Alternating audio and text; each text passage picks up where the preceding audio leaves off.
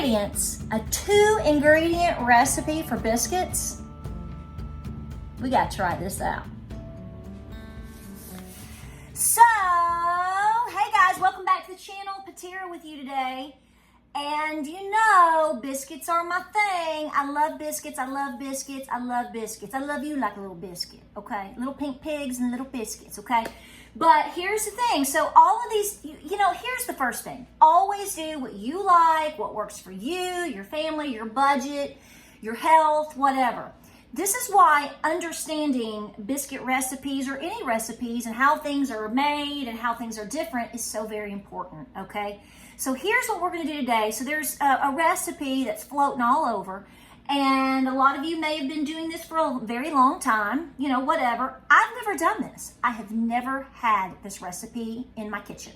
So because I'm very accustomed to what I do, and I adapt that and change that and try this and try that, and I thought, well, let's try it out. So let's discuss the facts of this recipe first things first. So the recipe that's floating around has to do with the first things first of your flour. Okay, I use plain flour for my biscuits typically, and that is because I like to change or adapt what I add to my biscuits. But when you buy self-rising flour, everybody tells you, oh, it's one ingredient, it's one ingredient. That's a misnomer. That is not true. Self-rising flour is actually your plain flour, but it also has in here rationed and ratioed out, let's do some math. It has in here your baking powder and salt. So again, if you are a person that can't have a lot of salt in your diet, this may not be the recipe for you, okay? I mean, it's a treat. Biscuits are a good treat, but at the same time, you need to know that. That's why they taste salty with self-rising flour. I'm normally not a self-rising flour girl. This is why I was telling you earlier, I can control what I do. But this recipe is going to call for 2 cups of self-rising flour, okay? 2 cups. Now, what you're going to notice is that I do not add baking soda into this recipe. And the reason being is because I'm not going to be using my preference of buttermilk or what I call my homemade clabbered milk, which is basically milk and then you add your white vinegar to it. It clabbers it up. It makes that wonderful effect. So you add a little bit of baking soda into the recipe with your dry ingredients because you're using that. Well, with this recipe, you're going to be using whipping cream. You're going to whip, watch me, Nene. You're going to whip it up, okay? Now, here's what I want you to know. You're going to be using 2 cups of this as well. Now, when you go to the store and you normally buy this, you're buying, you know, maybe there's smaller sizes, but it's 32 fluid ounces. So basically what I'm telling you is when you buy this, this is basically going to give you 2 rounds of this recipe only. Here's another thing you need to know. Cost. Flour is not really that different. You can buy off-brand, you can buy brand. You're probably going to be talking within the range of about $1 or so, depending on how big of a bag you buy. Not such a deal breaker. But when it comes to your liquid, my gosh, do you want to know how much I spent on this? $5. $5.48 for basically the Ingles brand of this to get 2 batches of biscuits. Do you know how much a gallon of milk costs? Now, on this same receipt, right below the heavy cream, I bought a gallon of 1% milk because I don't have any critters that I'm milking currently. I paid $3.09. And I'm going to tell you right now, that's actually pretty high for my area. We can buy milk here as low as $2.49 for a whole gallon of milk. My other normal recipe that I use calls for 1 cup. So, who's going to do your math on this recipe in terms of cost? Just something to think about. But nonetheless, let's try it out. I'm anxious to see how good it is. Honey, like I said, you can't mess up too many biscuits. And if you do, so what? Just put a little gravy on it. Let's try this out. Okay, I think this is gonna... Do you see how real this is? This was holding up my camera for you on those early segments. Chemistry. Homeschool, baby. Okay. So what I'm going to do, I've got my biscuit cutter. I've got my cupperoni. I've got my little measuring deal here. So, if this is for my extra flour, my new little cup, my new little bowl there. Love it, love it, love it. So, we're gonna open up. I went with White Lily. I love her. My great grandmother used White Lily, and so I can't really speak against it in terms of, whew, gosh, that's some poofy flour. Okay, so here's what you need to remember. I have 2 cups of self-rising flour, 2 cups of whipping nay whipping cream, the heavy duty stuff, girl. And then you're gonna want to have extra flour because that's what you're gonna need to make it not stick. And then you're gonna want to dip your cutter in there. You know, I use very specific cutters. Didn't grow up that way, but I've really adjusted and like this, and it does the best job. And then you can pat them out by your hands or use a spoon, drop them. You can drop it like it's hot, or I like a French rolling pin. So let's get busy with the dough. Let's see what it does. Preheat your oven at 400 degrees. Let it get all nice and hot in the oven and put your Lodge cast iron skillet in there. You don't have to use cast iron, but it's the best. Okay, I'm like nervous. This is crazy. Now, I have not greased or done anything to my skillets. I never do. If you have good cast iron that's well seasoned and you take care of it, you don't have to do that. Just have it heating up in the oven. So that's what it's been doing at 400 degrees. All I'm gonna do, just mixing it.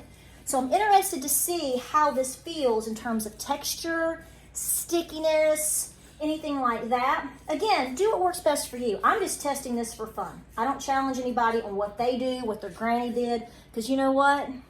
Ain't no way you're gonna step on mine. Amen, amen. All right, let's keep mixing. Ooh, it is sticky.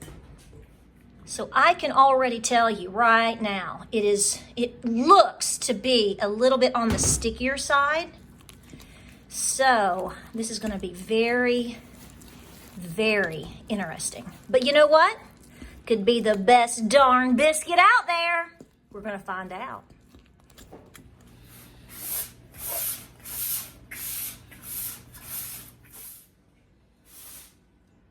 Okay, I'm gonna tell you right now, this bad boy is sticky. So just know that. So we're definitely gonna have to put down, I think, quite a bit of flour. Probably more than I'm used to, but it's a different recipe. And don't forget that when you're about to cut your biscuits, it's really good to dip and dot it into the flour to help it cut. You know, that's good. And remember, my technique, it's a known fact. When you cut your biscuit, say it with me, straight down, straight up.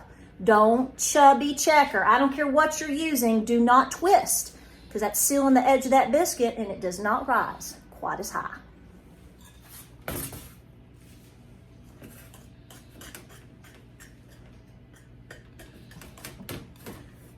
Dang. Oh, it's like, did you see that flip up on my hand? It's like a buttercream biscuit. Maybe that's what we need to call that. Woo!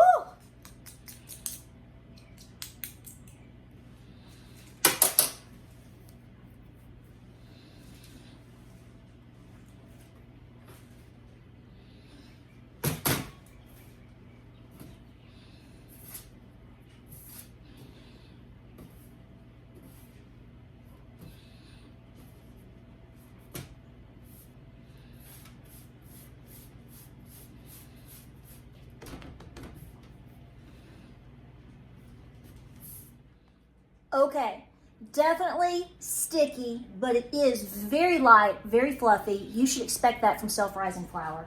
So, no big deal there. What I'm gonna do though, the dilemma is do I just flat roll it out and just do more biscuits, or do I do what I always do, which is double or triple layer it over to make them sky high? I'm gonna try to keep this consistent, so I'm gonna make fewer biscuits this time, but I'm gonna make them thicker and higher and see how they rise, okay? So we'll try that. So we're gonna roll them out and see what they do.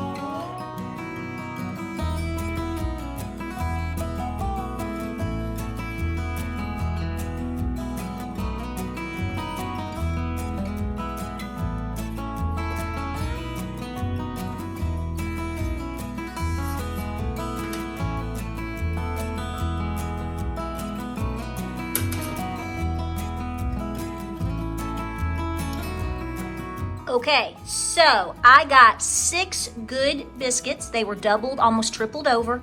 And then I used my rolling pin. I've got a little bit left, so that's gonna make my little sweet baby dummy biscuit right there. But we're gonna work with this first, and we're gonna compare it, and we're gonna see what we think. I really think they're gonna work out pretty good, so we'll talk about that. But I'm gonna bake them at about 400 for about 15 minutes. Your oven is different than mine. You might wanna go a little higher on that heat. That's up to you. Cast iron is very hot. Let's bake. So I'm cleaning up, getting ready for the taste test here. I think we're gonna like it. I think what you need to remember though is that it is saying 2 ingredients, but it's really not. And so therefore you need to decide what you like, what's your health preferences, what does your family like, whichever. But also it's good to know different styles because they may be used in different applications. If you're going to the church, you got to whip up some biscuits. You don't want to take 75 ingredients with you. You just want to take 2. So this is what I'm saying. This is why I like to do different recipes, different styles, because it helps to learn about yourself, what you like, and you know what? It helps you understand how to work with your pantry. Come on, biscuits. Okay. Biscuit 1. Oh my God. Nice. Biscuit 2. Nice. Biscuit in the middle. Now she's a little bit, look here. Yeah, she's got it going on. All right. Okay. We're going to try this one, White Lily. My great-grandmother, that's all she used was White Lily. But she did add fats into it. She did it a little bit different.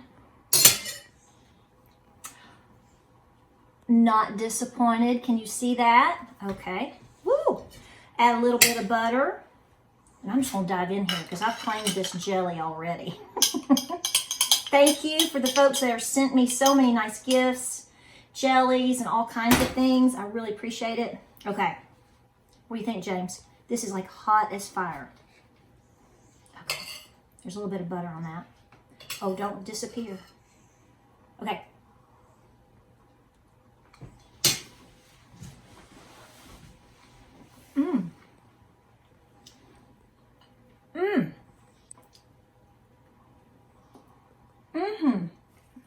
Okay, so here it is.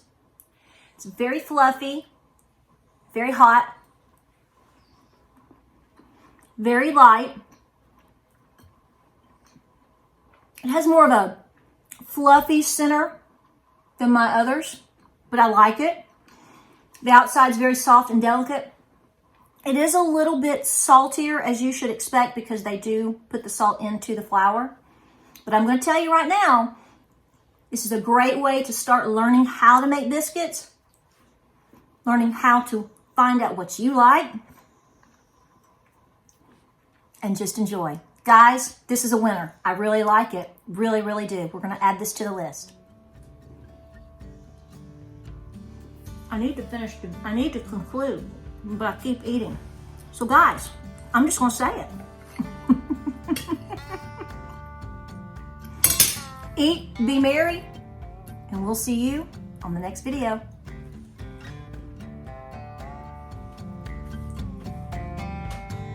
I'm still eating.